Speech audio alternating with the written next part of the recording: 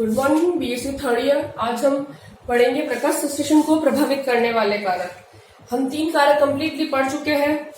First हमने पढ़ा था प्रकाश, लाइट में हमने पढ़ा था कि जो 400 to 700 नैनोमीटर की जो लाइट होती है वो ही प्लांट यूज करते हैं। इसको हम बोलते हैं फोटो एक्टिव रेडिएशन। इसके अलावा हमने इसमें पढ़ा था सोलराइजेशन के बारे में हमने इसके अंदर पढ़ा था, ठीक है। और फिर इसके अंदर हमने 3 पॉइंट्स पढ़े थे। प्रकाश की तरंग दैर्ध्य कितनी होनी चाहिए, तरंग दैर्ध्य के बारे में 3 पढ़े थे, तरंग दैर्ध्य। दूसरा हमने पढ़ा था इसके अंदर प्रकाश की अवधि, और तीसरा था इसके अंदर 3 पढ़े थे हमने प्रकाश की तीव्रता, ठीक है। और जो प्रकाश की अवधि पड़ी थी इसके अकॉर्डिंग हमने प्लांट को 3 भागों में बांटा था, short day plant, long day plant और डे न्यूट्रल प्लांट, ठीक है। जो शॉर्ट डे प्लांट होते थे उनमें कम टाइम के लिए लाइट चाहिए होती थी, लॉन्ग डे में लंबे टाइम तक प्लांट को लाइट चाहिए, और डे न्यूट्रल में कोई फर्क नहीं पड़ता लाइट कितनी मिल रही है, ठीक है। इसके अलावा हमने इसमें एक पॉइंट पढ़ा था एलसीपी, लाइट कंपनसेशन पॉइंट। ये क्या होता है, इस समय क्या होता है, फोटोसिंथेसिस और बराबर हो जाए इक्वल टू रेस्पिरेशन की रेट। दोनों की रेट अगर रेस्पिरेशन और इसकी रेट अगर दोनों की सिमिलर हो जाती है तो उसको हम बोलते हैं एलसीपी। ये कब होता है, एक तो अर्ली मॉर्निंग प्रातः काल और एक होता है सायकाल के समय में, ठीक है। ये हमने इसके अंदर डिस्कस किया था लाइट के अंदर। उसके बाद में हमने डिस्कस किया था तापमान के बारे में। दूसरा हमने डिस्कस किया था तापमान, टेम्परेचर।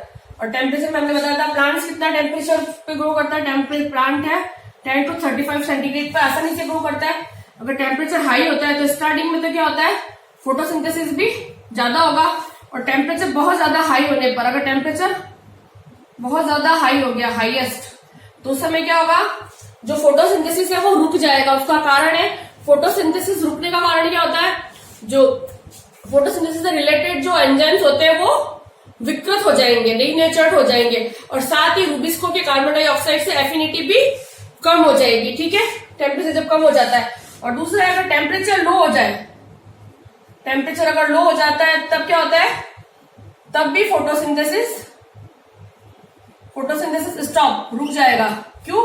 क्योंकि यहाँ पर जो हमारे एंजाइम्स होते हैं वो भी विकृत हो जाएंगे, एंजाइम भी काम करना बंद कर देते हैं, निष्क्रिय हो जाते हैं, ठीक है। एंजाइम इनएक्टिव हो जाएंगे, इस वजह से एंजाइम के इनएक्टिव होने से फोटोसिंथेसिस रुक जाएगा टेम्परेचर कम होने पर भी, ठीक है। उसके अलावा हमने कुछ बताया था कि इसके कुछ एक्सेप्शन भी है, जैसे बहुत ज्यादा minus temperature, -80 temperature, -20 to -35 degree centigrade temperature पे भी कुछ प्लांट जैसे कॉनिफर्स और जो शैवाल होते हैं -20 to -35, यहाँ पर कॉनिफर्स फोटोसिंथेसिस कर पाते, कॉनिफर एंड लाइकेंस, ये क्या आसानी से फोटोसिंथेसिस कर लेते हैं।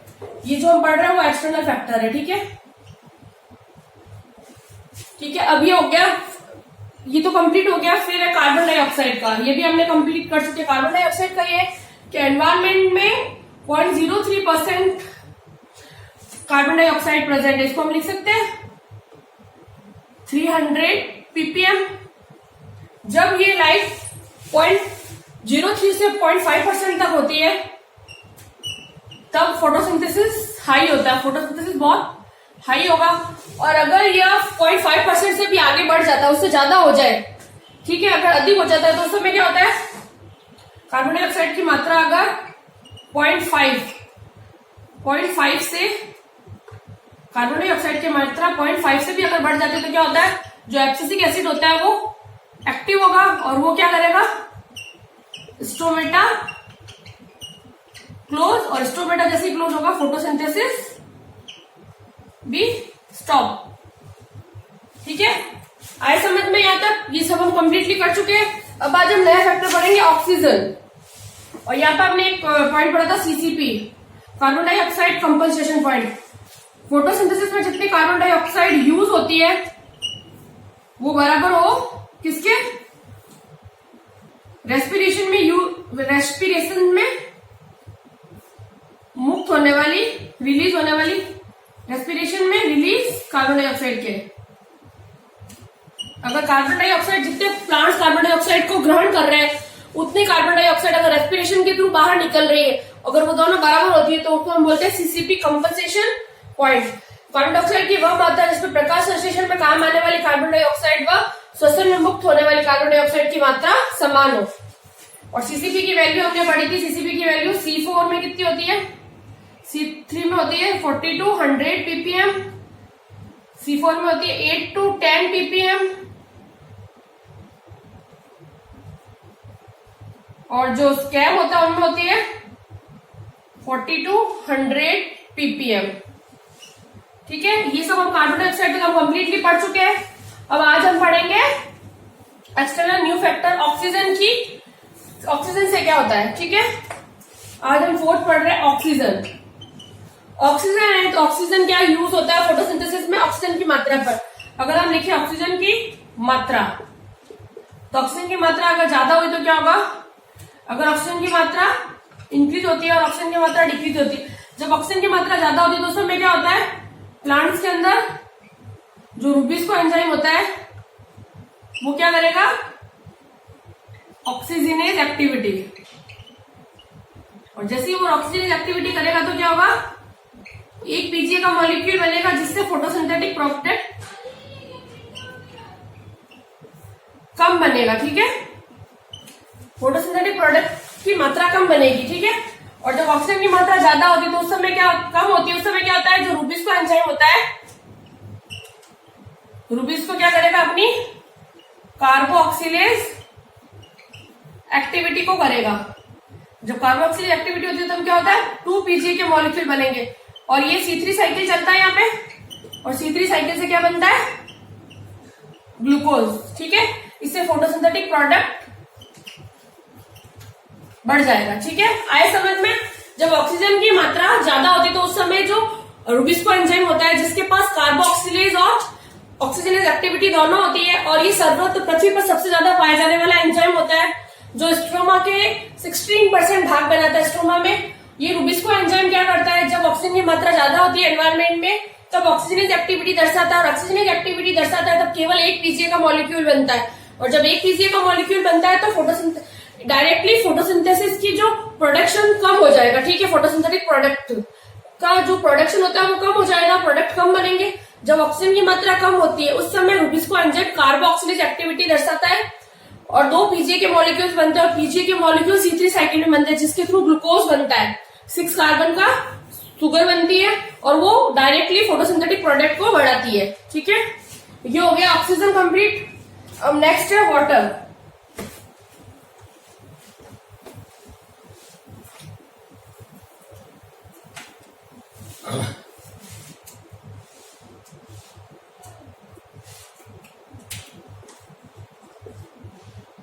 फिफ्थ है वाटर। वाटर कैसे करता है, अगर फोटोसिंथेसिस में हम देखते हैं, फोटोसिंथेसिस में जो प्रोटॉन डोनर होता है उसके रूप में कार्य करता है वाटर। फोटोसिंथेसिस में प्रोटॉन डोनर की तरह काम करता है। दूसरा, जो प्लांट्स के द्वारा जो अवशोषित जल होता है,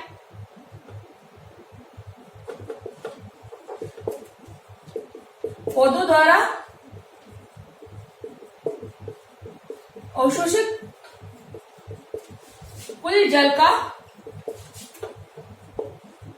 केवल 1% फोटोसिंथेसिस में यूज होता है। जो प्लांट जितना भी वाटर अवशोषित करते हैं उनमें से केवल 1% वाटर ही फोटोसिंथेसिस में यूज होता है। ठीक है, अब वाटर की कैसे मात्रा पे है कि वाटर की मात्रा, जल की मात्रा, अगर जल की मात्रा कम होती है और ज्यादा, अगर जल की मात्रा कम होगी तो क्या होगा, जल की मात्रा कम होगी तो रंध्र बंद हो जाएंगे, और रंध्र बंद हो गए तो फोटोसिंथेसिस भी बंद हो जाएगा। ठीक है, तो पूरे लिख देती हूँ, FPS मतलब फोटोसिंथेसिस है, फोटोसिंथेसिस भी बंद हो जाएगी। और जब जल की मात्रा ज्यादा होती है तो उस समय क्या होगा, फोटोसिंथेसिस भी ज्यादा होगा। ठीक है, आए समझ में? जो वाटर होता है, वाटर फोटोसिंथेसिस में प्रोटॉन डोनर की तरह वर्क करता है, प्रोटॉन डोनर की तरह कार्य करता है। प्रकाश संश्लेषण में प्रोटॉन डोनर का काम जल करता है, वाटर करता है।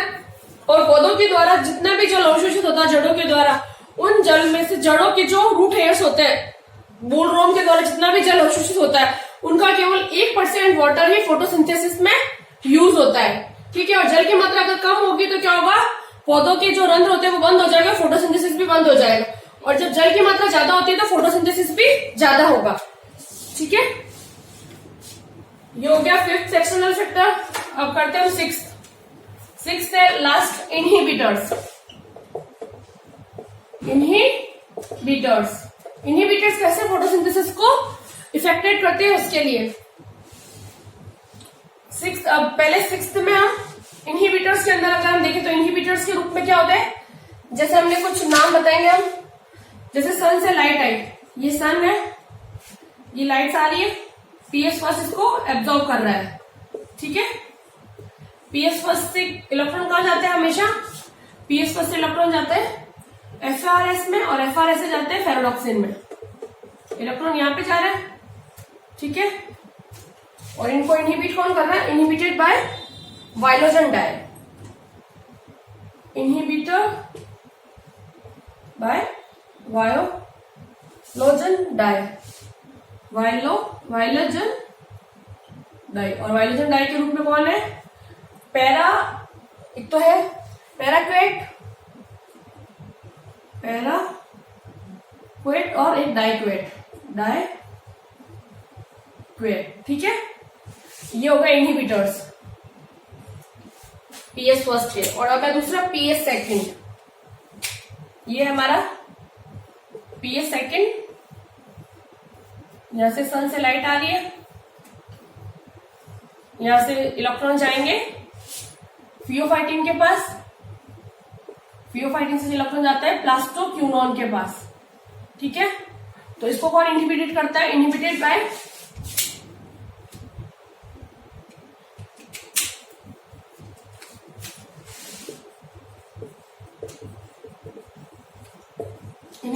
इसके अलग अलग नाम है, सब मैं नाम लिख देती हूँ।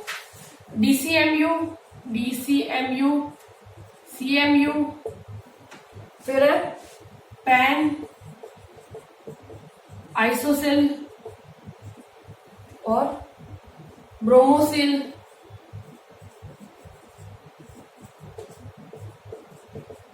एट्राजीन, सिमोजीन।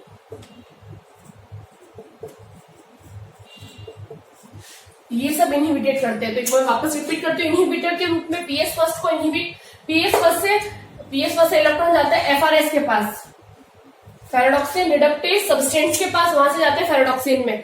ठीक है, तो यहां से जब इलेक्ट्रॉन यहाँ जाते हैं तो उसको पीएस फर्स्ट को इनहिबिट करता है वाइलोजन डाई पैराक्यूटेन और डाइक्यूटेन। इलेक्ट्रॉन कैसे जाते हैं, सन से जब लाइट आती है तो वो लाइट पीएस फर्स्ट के पास जाती है। ये लाइट पहले एंटीना के पास जाएगी, एंटीना से ये लाइट जाएगी, एंटीना जाने के बाद एंटीना से ये लाइट कहां जाती है, रेडिएशन सेंटर के पास, जो सेंटर होता है मेन सेंटर के पास।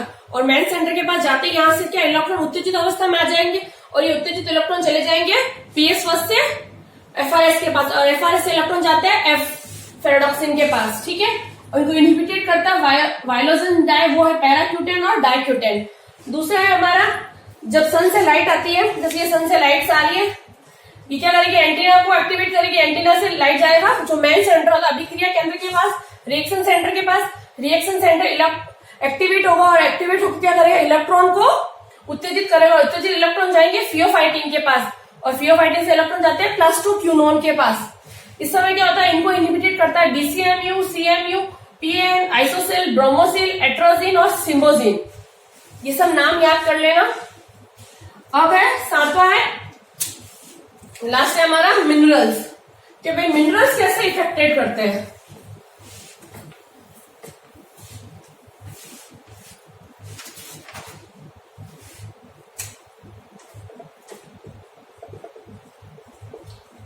मिनरल खनिज तत्व किस प्रकार से फोटोसिंथेसिस को इफेक्टेड करते हैं, जो प्रकाश संश्लेषण की क्रिया में खनिज तत्व एंजाइमों के निर्माण तथा ईटीएस की घटक है। जो फोटोसिंथेसिस की जो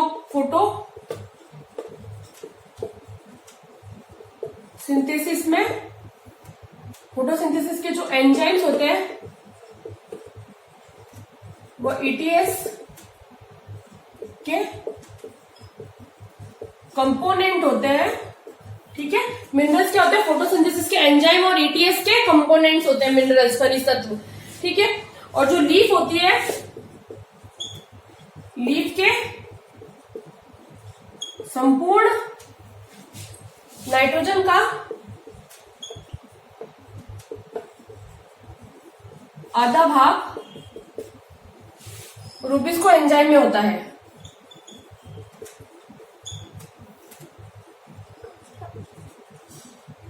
और रूबिस्को एंजाइम कैसा है? पृथ्वी पर पाए जाने वाला, पृथ्वी पर सर्वाधिक मात्रा में पाए जाने वाला एंजाइम है।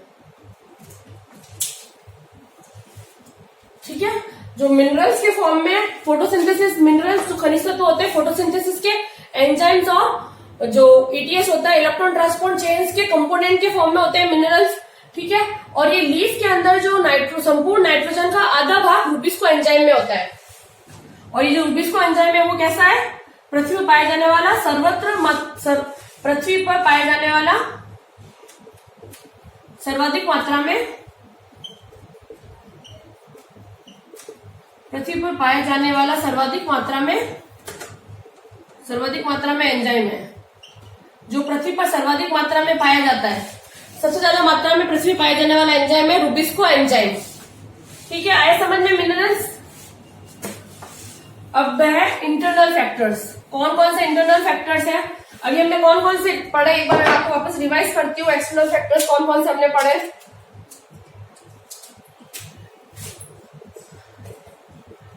एक्सटर्नल में फर्स्ट हमने पढ़ा लाइट, सेकंड पढ़ा हमने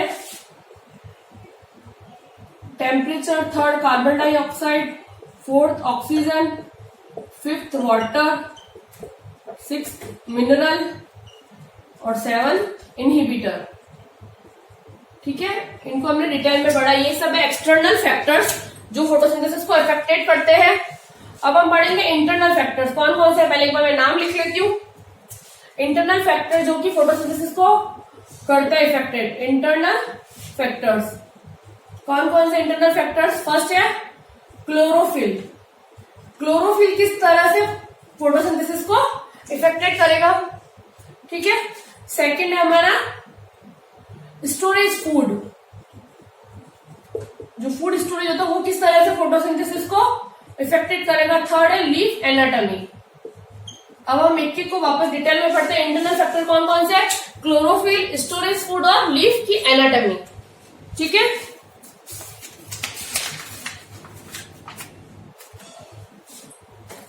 और फर्स्ट स्टार्ट वापस इंटरनल फैक्टर का फर्स्ट स्टार्ट करते हैं हम। फर्स्ट है हमारा क्लोरोफिल। भाई क्लोरोफिल कैसे फोटोसिंथेसिस को इफेक्टेड करता है? जब प्लांट्स की लीफ के अंदर क्लोरोफिल की मात्रा ज्यादा होती है, अगर क्लोरोफिल की मात्रा ज्यादा होगी, अगर ज्यादा है तो क्या होगा? फोटोसिंथेसिस भी ज्यादा होगा।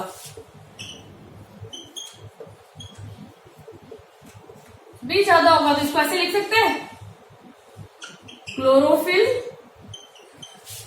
प्रोपोर्शनल बराबर होता है फोटोसिंथेसिस के। ठीक है, अगर क्लोरोफिल की मात्रा ज्यादा होगी तो फोटोसिंथेसिस भी ज्यादा होगा। ठीक है, और इसके अंदर एक पॉइंट है एसिमिलेटरी नंबर। एसिमिलेटरी नंबर, स्वांगीकरण संख्या। ये क्या होती है? स्वांगीकरण संख्या इक्वल्स टू फोटोसिंथेटिक नंबर, ऐसे लिखते हैं। फोटोसिंथेटिक संख्या, एसिमिलेटरी संख्या बराबर होती है फोटोसिंथेटिक संख्या के। कैसे? इसकी डेफिनेशन हम लिखते हैं। ये कॉन्सेप्ट दिया था, कॉन्सेप्ट दिया गया था विल स्टार्टर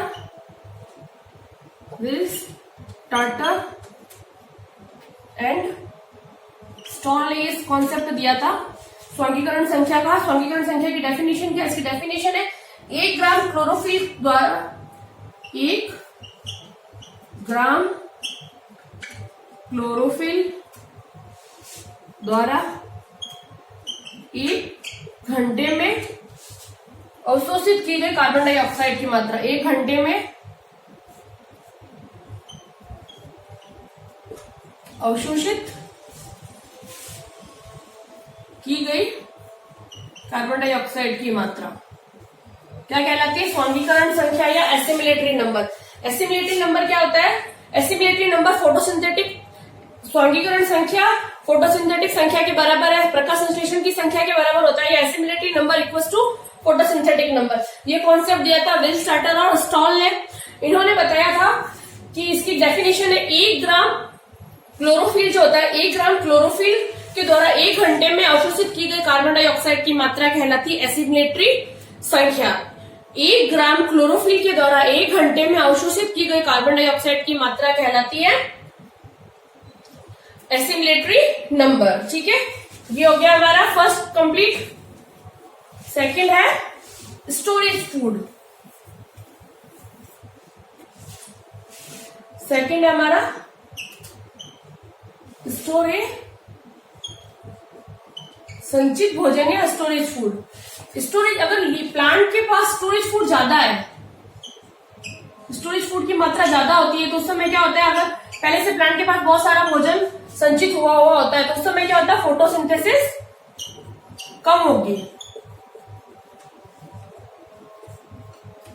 ठीक है, अगर प्लांट के अंदर स्टोरेज फूड ज्यादा मात्रा में होगा, जनरली क्या होता है, नाइट के समय लीफ स्टार्च के फॉर्म, लीफ में फूड मटेरियल स्टार्च के फॉर्म में स्टोर रहता है, उस समय फोटोसिंथेसिस नहीं होती है, तब भी लीफ जीवित रहती है। ठीक है, तो क्या होता है, प्लांट में स्टोरेज फूड जब ज्यादा मात्रा में होता है, उस समय फोटोसिंथेसिस नहीं होगा, फोटोसिंथेसिस कम हो जाएगा। ठीक है, प्लांट में स्टोरेज फूड की मात्रा ज्यादा होगी तो फोटोसिंथेसिस कम हो जाएगा, क्योंकि हम फोटोसिंथेसिस कर किस लिए रहे हैं, फोटोसिंथेसिस का मेन फैक्ट, फोटोसिंथेसिस करने का कारण क्या है, फोटोसिंथेसिस किस लिए कर रहे हैं, प्लांट के लिए फूड बनाने के लिए, प्लांट के लिए फूड बनाना हमें, इसलिए फोटोसिंथेसिस कर रहे हैं। जब प्लांट के पास पहले से फूड ज्यादा मात्रा में, तो उस समय फोटोसिंथेसिस कम होगा, तब भी चलेगा।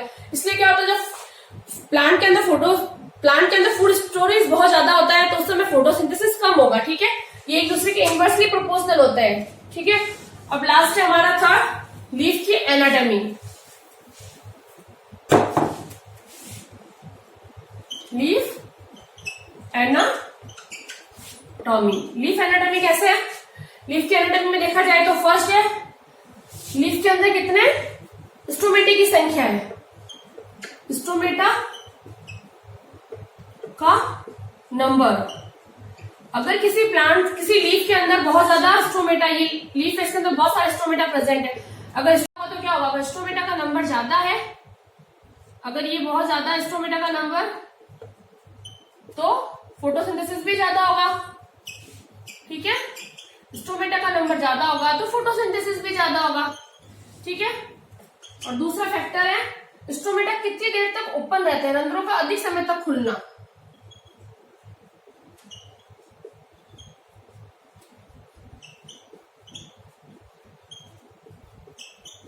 अगर कोई प्लांट, कोई लीफ है, उसके पास, ये कोई लीफ है, इसके पास स्टोमेटा है, पर वो ज्यादा समय तक ओपन रहते हैं। अगर ज्यादा समय तक ओपन रहेंगे तो क्या होगा, अगर ज्यादा समय तक अगर स्टोमेटा ओपन रहेंगे, ज्यादा समय तक ओपन, तो क्या होगा, तो फोटोसिंथेसिस भी ज्यादा होगा।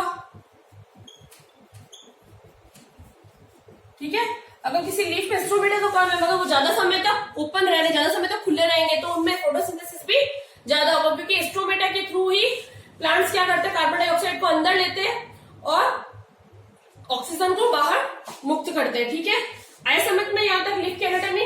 लीफ की एनाटॉमी स्टोमेटा के नंबर पे और रंध्रों के अधिक समय तक खुलने पे निर्भर करती है। फर्स्ट, स्टोमेटा का नंबर अगर ज्यादा है तो फोटोसिंथेसिस भी ज्यादा होगा। क्यों ज्यादा होगा, क्योंकि स्टोमेटा ही कार्बन डाइऑक्साइड को अंदर लेता है, प्लांट्स के अंदर कार्बन डाइऑक्साइड की मात्रा ज्यादा होती है, तब फोटोसिंथेसिस ज्यादा होता है। सेकेंड है रंध्रों का अधिक समय तक खुलना। अगर किसी लीफ, प्लांट्स की लीफ पे स्टोमेटा कम है, मगर वो ज्यादा समय तक खुले रहते हैं, तब भी फोटोसिंथेसिस ज्यादा होगा, क्योंकि वो ज्यादा समय तक खुले रहेंगे तो वो ज्यादा कार्बन डाइऑक्साइड को अंदर की तरफ लेंगे और ऑक्सीजन को बाहर की तरफ मुक्त करेंगे, और इस वजह से फोटोसिंथेसिस ज्यादा होगा। ठीक है, आए समझ में, ये हो गया हमारा internal factor complete. Thank you so much. अगर कुछ भी प्रॉब्लम हो तो नेक्स्ट क्लास में मैसेज या कॉल से मुझे पूछ सकते हो। जो भी मैंने पढ़ाया है उसे वीडियो ओपन कीजिए, पूरा नोट डाउन कीजिए अपने रजिस्टर में। नेक्स्ट वापस एक बार वीडियो को वापस प्ले कीजिए और जो भी मैंने पढ़ा उसको सुनिए। उसके बाद में कुछ प्रॉब्लम होती है तो मैसेज कॉल से मुझे पूछ सकते हैं, कोई प्रॉब्लम नहीं है मुझे, ठीक है। और साथ साथ में पढ़ते रहिए, सब नोट्स डाउन कीजिए। जब भी कॉलेज ओपन होगी उस समय कॉलेज में जब तुम आओगे तो मुझे तुम्हारे रजिस्टर में ये सब नोट डाउन किया हुआ चाहिए, ठीक है। Thank you so much.